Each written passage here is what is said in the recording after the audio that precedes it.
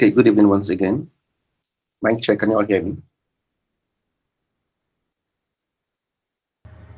Good evening, everyone. Yeah, I can hear you. Can Yeah, everyone I hear me? can. Can anyone hear me?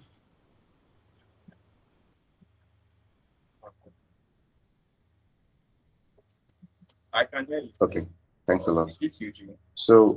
My name is Eugene. I'll be your host for this evening. So, for those just joining for the first time, this is Design with EU.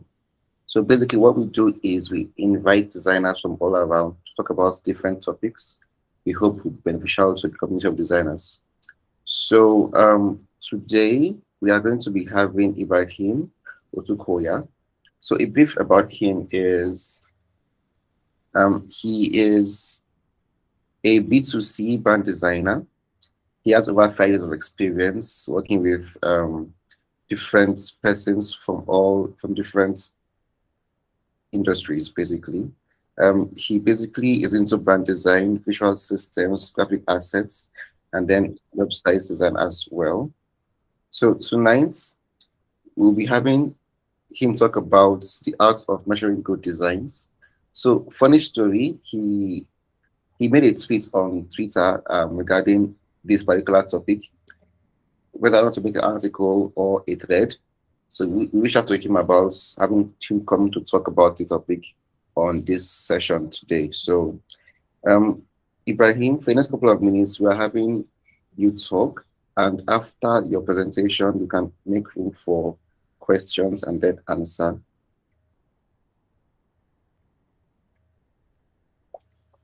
All right. Thank you for the introduction. Before I start, I want to give my camera check. So can everyone hear me? Can Are you everyone see there? me?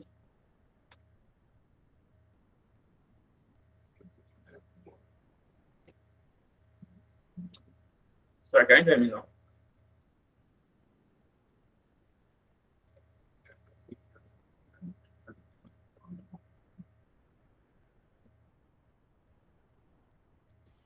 Hello, Hi, Eugene. Ibrahim. Can you hear me?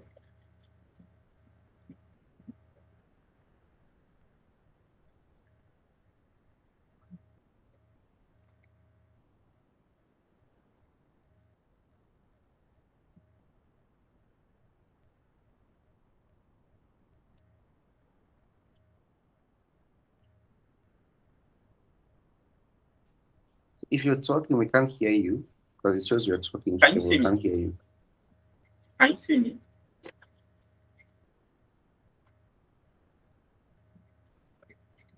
Hello? For sure. Okay, no, I'll just join back. Hold on.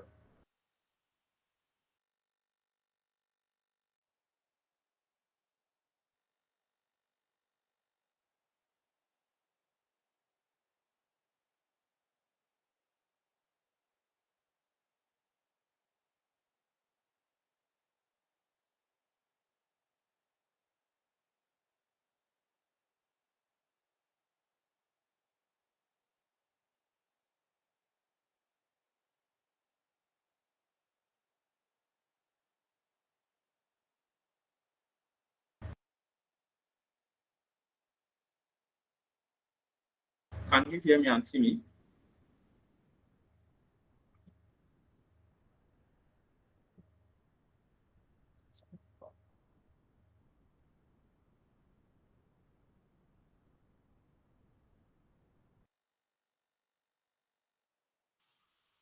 Perhaps he's having technical issues.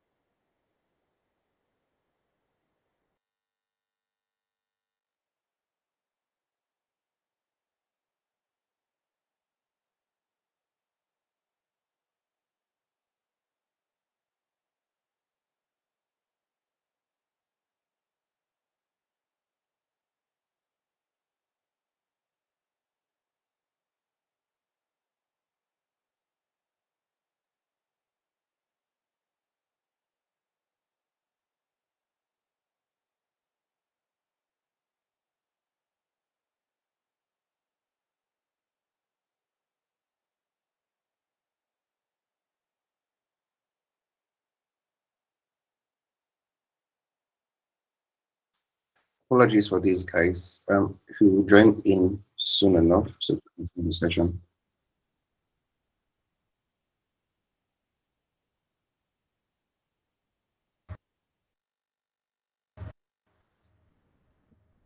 Okay, sorry about that. Can everyone hear me now?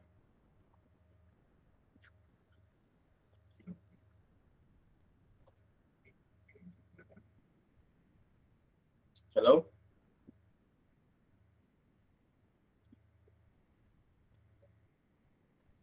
Yes, you have the bro. I can hear you. Uh, all right, thank you. Thank you. Okay, so let me just get right to it. My network issues have wasted enough time. Eugene, I would like to present. So, uh, I think I'd have to ask for permission or something. So,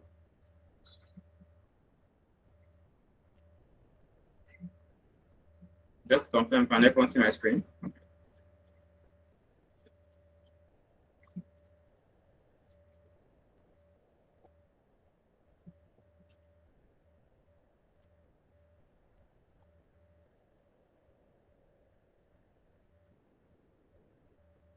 Hello? Can everyone see my screen?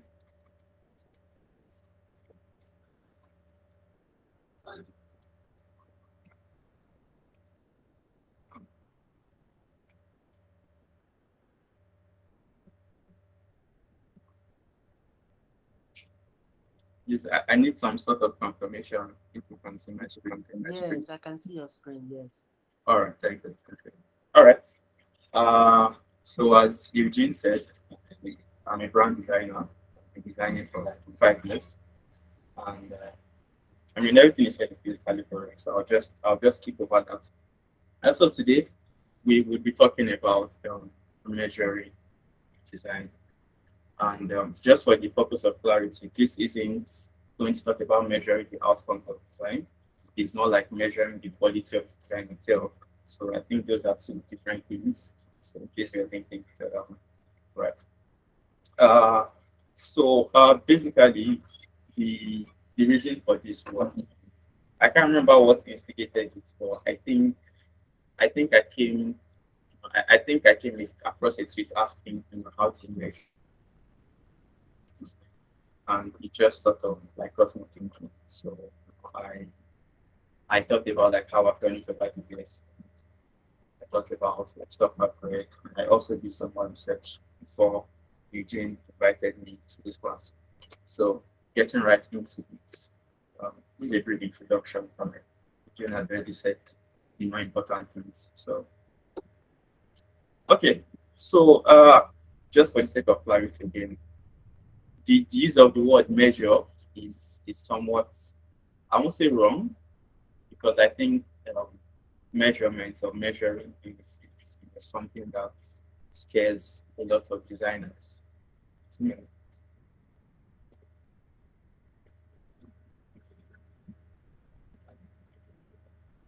Okay, so I think the use of the word measuring or measurements is something that typically scares a lot of designers. So I won't say measuring in the sense of like metrics, numbers, stuff like that, because one thing I've learned as a designer, yes, as a designer, is that you can't ideally measure the impact of design in numbers, because design doesn't work in fact, but design works with other elements of the business, other parts of the system also to create impact. So, why do we measure design, or why should we measure design? There are a lot of reasons. As scary as it sounds, as impossible as it seems, its benefits.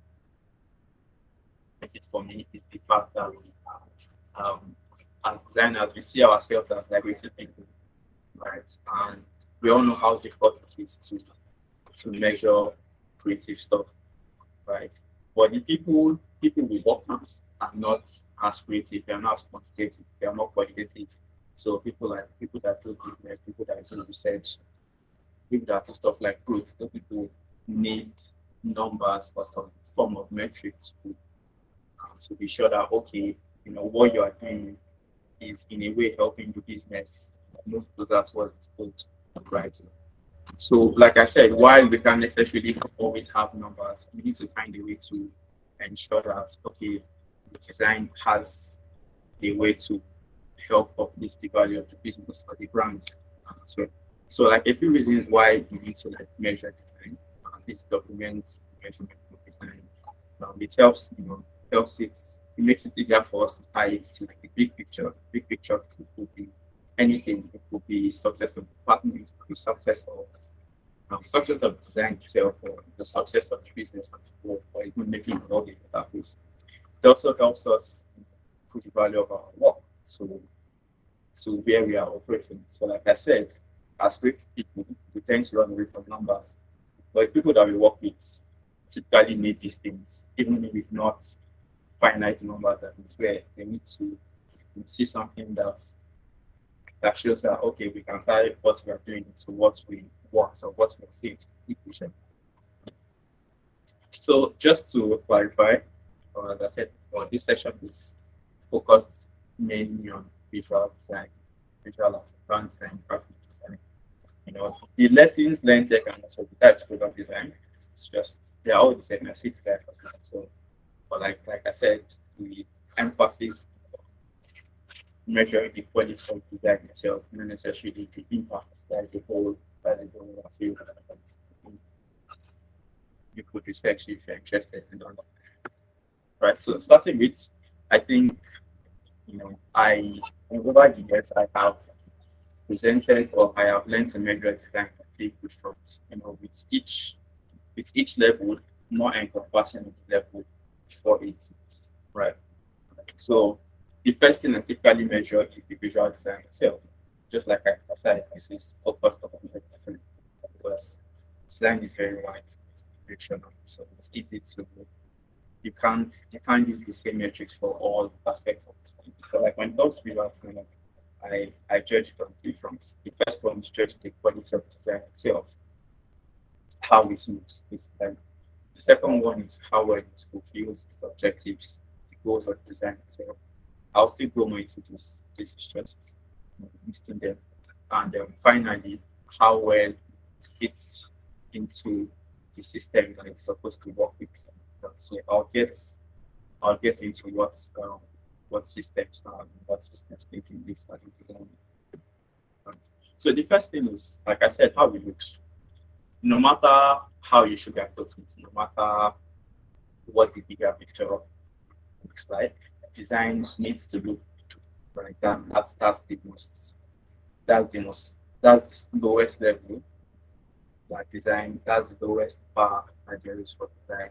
If it doesn't look, then every other every other thing can be shaky, and we don't want that. So visual design critique basically means ensuring that the design obeys the rules of design. Right? I mean, of course, everyone knows rules they are not set in stone, but the design has to pass through like some setting like litmus tests, right? So things like balance to overall visual look, things like legibility, when we think of typography, things like consistency of the elements you're using, things like alignment, right? And there are other things, if you're using like images have to be clear. If you're using vectors, they have to be vectors. You can't use just elements with vectors. So like I said, these are things that serve as the bare minimum for what design should look like, right? And so, to get past this, you typically need a solid understanding of the elements of design, shapes, color, typography, white space, symmetry, things like that. The basics, you need a solid grasp of the basics uh, to to pass through this stage. And like I said, this is typically the lowest bar that design passes. So in an ideal environment, what typically happens is that the the bulk of visual work goes to like the lower level design, junior design. That is where the guidance for most senior designers. Like if you are freelance, for instance, you are your own guide and you are your own executor. That's where, right? So when I was starting out in design, I had templates or checklists that I would use ensure that my design was visually appealing. So I couldn't find the exact templates that I was using back then, right? But it was like a list that would say things like, okay, how many fonts are you using? That's using more than two fonts. You know, what size of the smallest font is good enough? And what kind of colors are you using? There are colors that don't work well to the eye, highly saturated red and highly saturated blue mixing with each other can cause discomfort to the work design. So we don't want that. Also, like I said, I couldn't find the exact template, but I was able to get some. One is a checklist, one is an article that will help you critique your visual design better. So when I'm done, I'll post the link in the chat. Now the next stage of design is how well it fulfills objectives. So like I said, each step is encompassing of the step before it. So, for instance, the objectives of a design work might require it to break certain design rules. Now, fulfilling its objectives, ideally for a visual design project, there's typically a creative brief, right? And creative brief doesn't necessarily have to be a long documentation. It just be a straightforward to this is all I'm going for, this is all I'm doing this for, this is how it should be. Right. So in an ideal environment, you have maybe a creative director or a senior designer or a brand strategist that understands the use of the design and distills it into a brief and gives it to the to execute. Right. So like I said, sometimes the objectives might require going against the grain, going against the rules. So if for instance you're working with a brand that wanted to portray itself as rebellious, so you could use some funky, almost illegible typeface combination or um, color combinations that hurt the eye. In that instance, you're breaking the rules to make sure that design follows its objectives. Right? But even when you're breaking the rules, so I mean, designers will say that you need to learn to break the rules first before you can break them. So you need a proper understanding of the rules before you can break them. So that when you're breaking the rules, you're sort of like breaking them with grace, right? So as designers, we need to be able to learn how to write and practice beauty because that is one of the most important parts of the design process. It's like the bridge between ideation or problem solving and execution. For example, if we don't get that part right, if we don't write a brief that properly captures what you're going for, the, the designer will not be able to execute for it. As a designer, if you're not able to execute, if you're not able to read and interpret a brief, if you're not able to understand what you're reading, then your execution will be problem, completely wrong. So I set for some articles that will help anybody struggling with that. And lastly, the last encompassing probably the most important um, filter for which I just design is how one fits into systems, right? So systems, in this case, systems has a very broad definition, but the simplest definition I can think of is a collection of things working together to achieve a purpose. All right. So if you're thinking of visual design itself, you could think of systems as the other visual elements that help uplift the design value of the brand or of the product. Right. So for instance, if we're working on even something like a fly, right? And if like you can have an image, you can have typefaces, you can have colors, you can have fancy visual effects, think with Photoshop and stuff like that. So, if you're working with an image, how well does that image fit into the overall look of the poster, right? You're not going to start that poster, right? So you're making a poster for effect.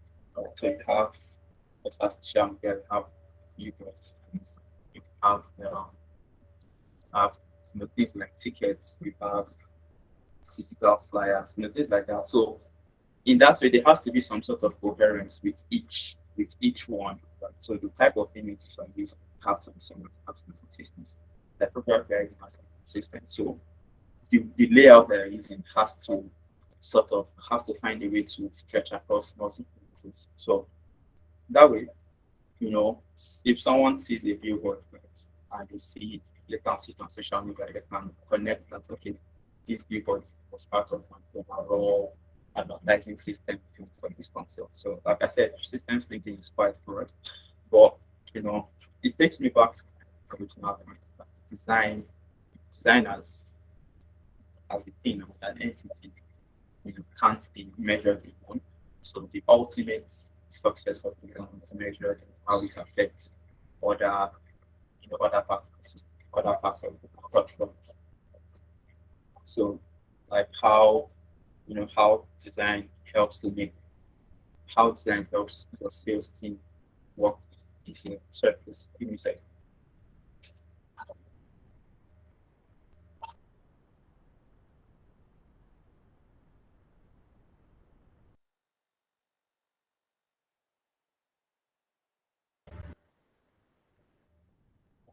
All right, sorry about that. Can everyone see me and hear me before I continue? Yeah. All right, thank you. So like I was saying, so for instance, now if you think of sales, the job of a sales team is to sort of the job of sales team is to communicate benefits, features, products. So what typically happens is that as a design just make it easier for them. So whatever visual assets making has to easily communicate that feature. So if you do your job, the sales department don't do theirs. What would happen is that we have proper visual systems. We don't have a sales department that can communicate pictures of the benefits of the brand. So if that kind of brand were to lose money, for instance, you can't blame the design team. But likewise, if design team doesn't properly visually communicate pictures of benefits of the brand, there's little sales team. And even the main product designers or the main service providers, if your brand service is shitty, there's little to nothing.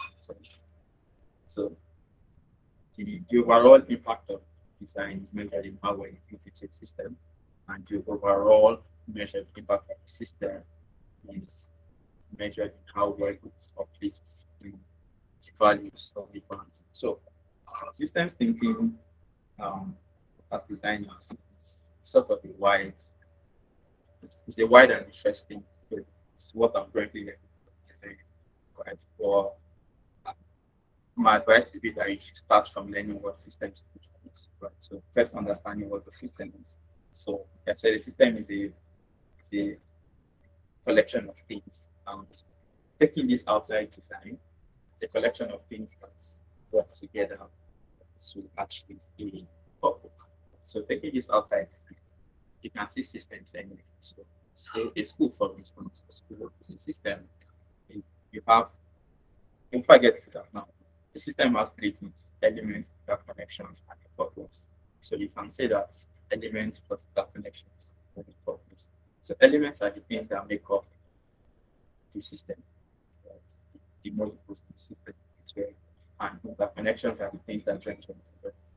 And the purpose is the function of purpose and what that system is.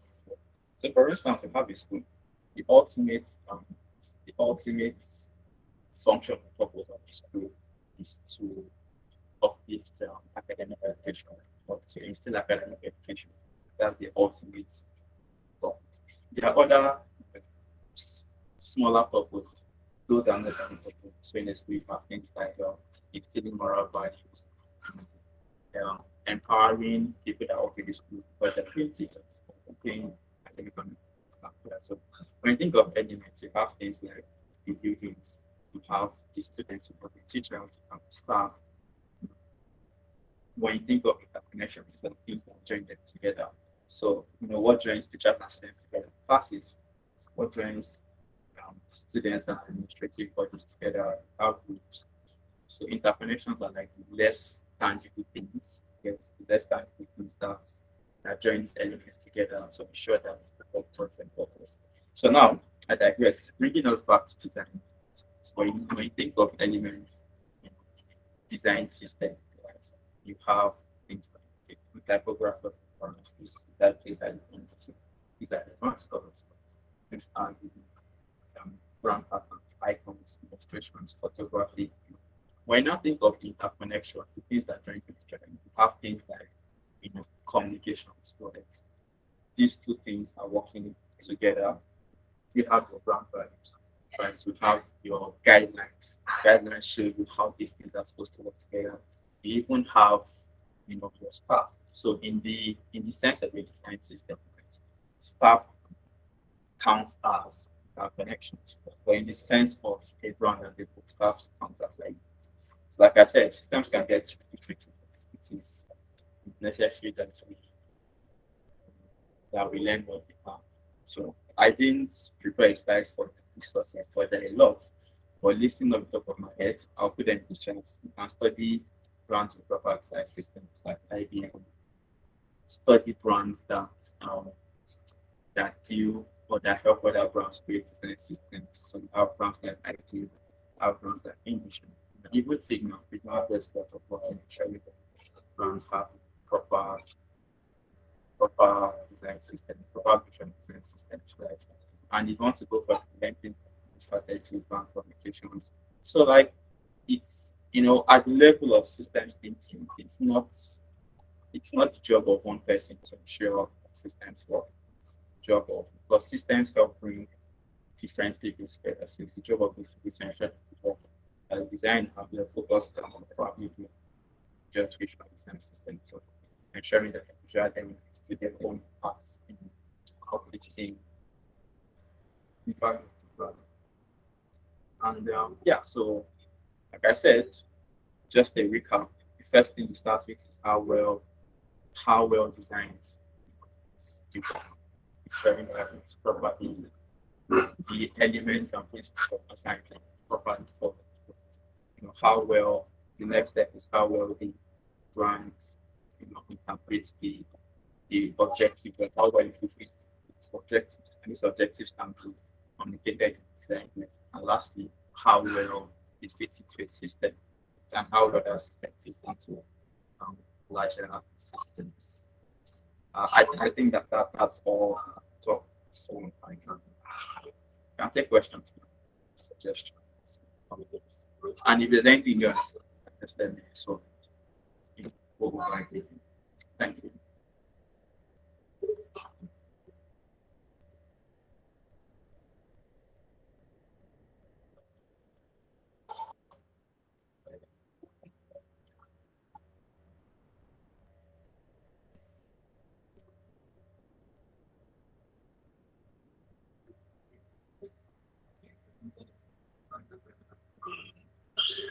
Can you hear me? Oh yeah, I can hear you here.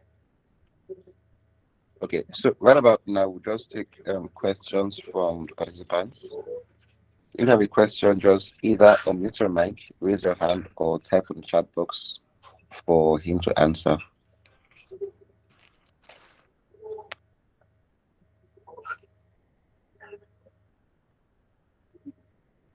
So who's going first?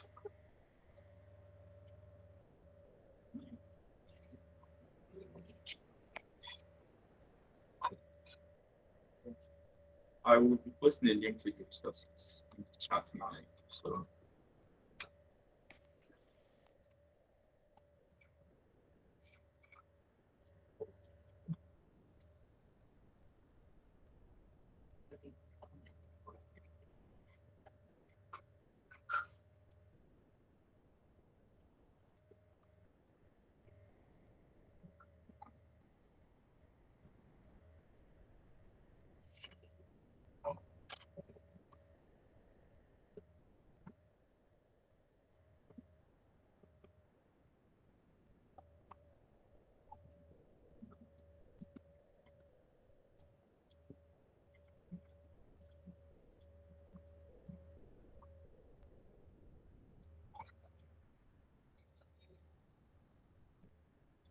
okay, so no questions.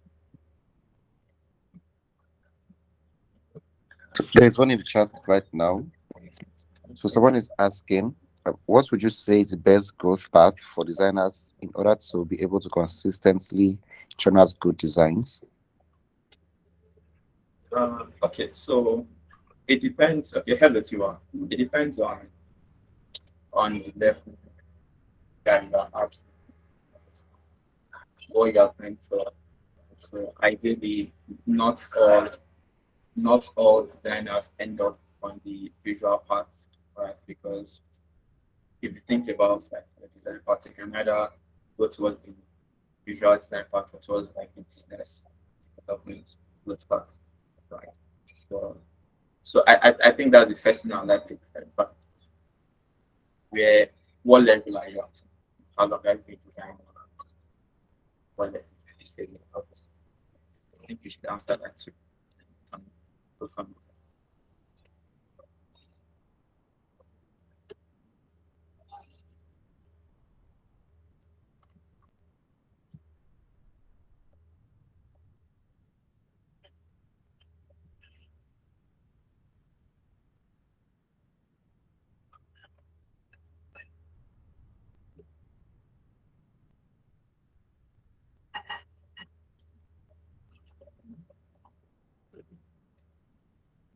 hello, Annette. You can unmute and ask the question. Okay, good evening. I heard you. My question is for somebody starting out in design, what are the steps for the person to take to be successful or to be somebody of high value somehow? Okay, so it depends on, yeah, that's a good question actually. It depends on like the value of it. So like I said, there are different parts. But like as a designer just starting out, I think you should the focus should be on you know two things or one of two things. Two things. The first one is improving your design acumen. Because like I said, there's a these days there's been a lot of like black washing or red washing of the value of visual design itself. So you get things like design deliver problem solving, things like that, right? But like, you know, when you think of the fact that no matter how good your business is, how good your comms are, it all boils down to like what you think. And if it's a product, it all boils down to the product itself, how the like the product is, how the product works, right?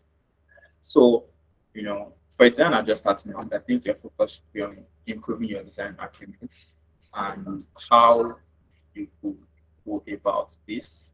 The first step would be to have like a solid understanding of design principles and design techniques. That's the first and probably most important step. Right. Then the next step would be to like train your eye. Right? So when you understand the basics, you train your eye on what good design is, right? And because you don't know what good design is, it's best to start from the most obvious places, right? So think of like popular designers, Michael Bill, Sport and Share, Stendo. Think of the great agencies, Pentagram, Six and Taxi, and look at their work. You don't have to confuse yourself by following how like it is, people that you are not sure if their work is good because at the point where you're training your eye, you don't know what good design is. So the best way to go about it is to go to the most obvious sources. And if you don't know, you can typically DM anyone to direct you, anyone with experience in the industry to direct you towards your designs. And one thing I did starting out to train my eye was to look at good design every day. So I would spend like the first 1 hour, 2 hours of the day just scrolling through, just looking at stuff, just taking in good stuff. So what that does is it trains your like trains your mind.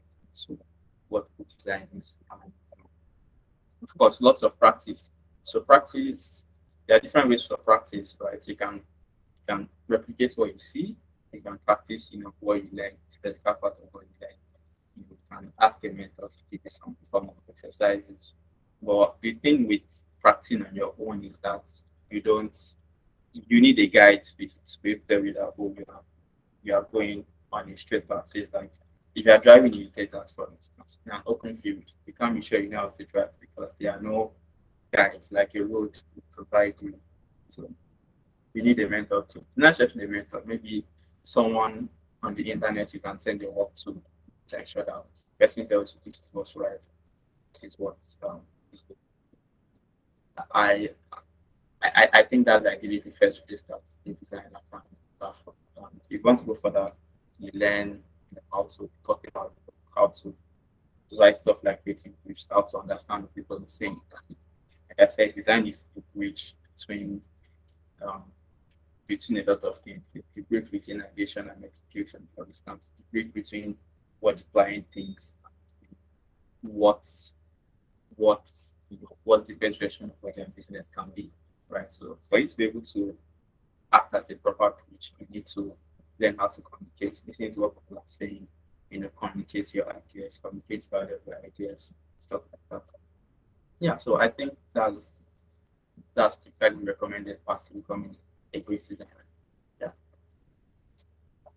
Any other questions? I quickly just add to that. So um she was talking about have success for a designer, right? And I believe Yeah. one way for designers to be able to measure their success is to have like a benchmark that is being measured against. So Yeah. if okay, we're going to a new year now, Q1 is coming. So as a designer, it's ideal that okay, you should have like a goal set or a plan or a vision you want to accomplish. So that if you have been able to cross off your checklist what you have already outlined before, you could say, okay, yeah, you are being successful. So I believe, like you said, growth is important, right? But then having your growth measured against checklist of things you want to accomplish will really help you because it's one thing to be growing and learning and trying to be successful. It's another thing to now being doing it haphazardly. So having a sense of or a structured approach to your design career really help a lot.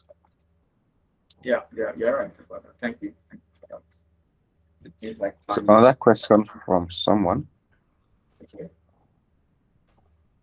So someone is asking, how does one draw? How does one find the blend between aesthetics and usability?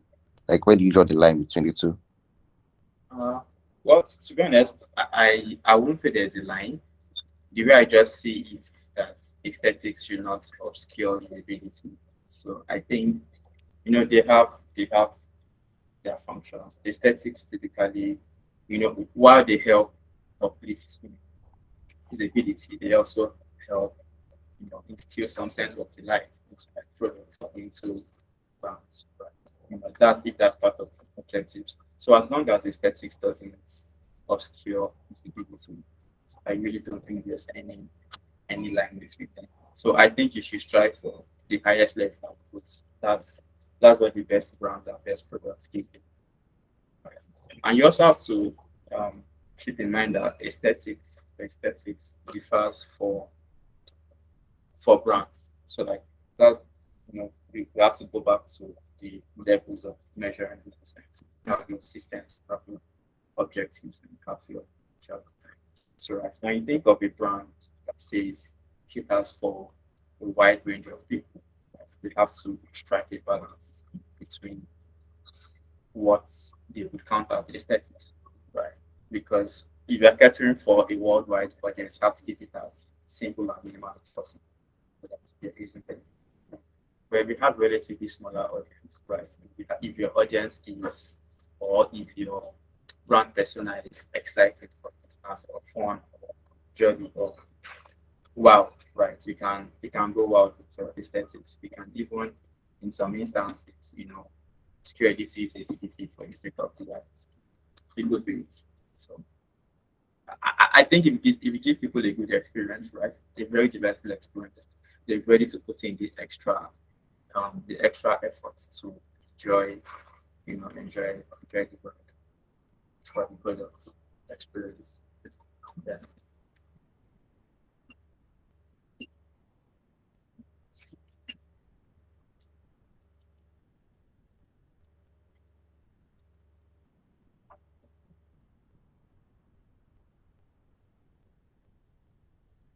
There any others?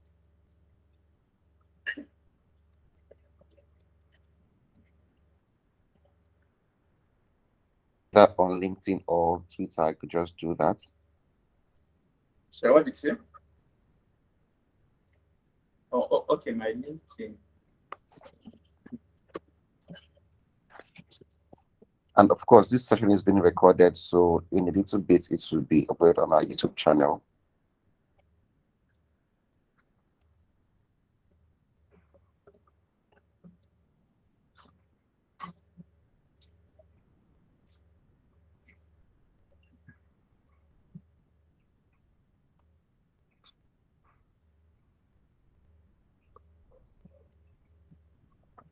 I think My that's it. There are other questions.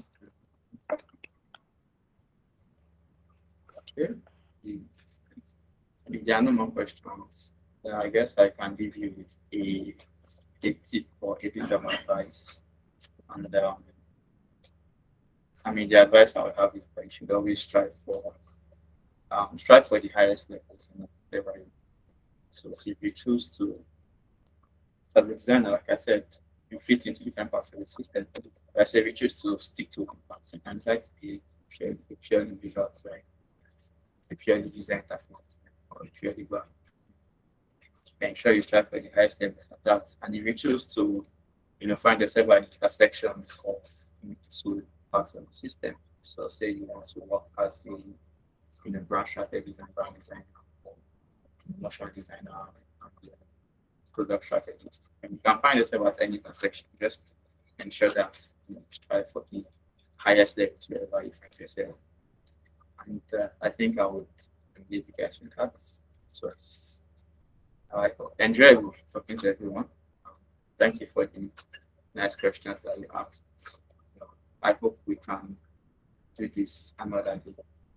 So now take care, everyone. Any questions? I will. I'll just wait for like 4 minutes. So like 8:50. If there are no questions, just take my time.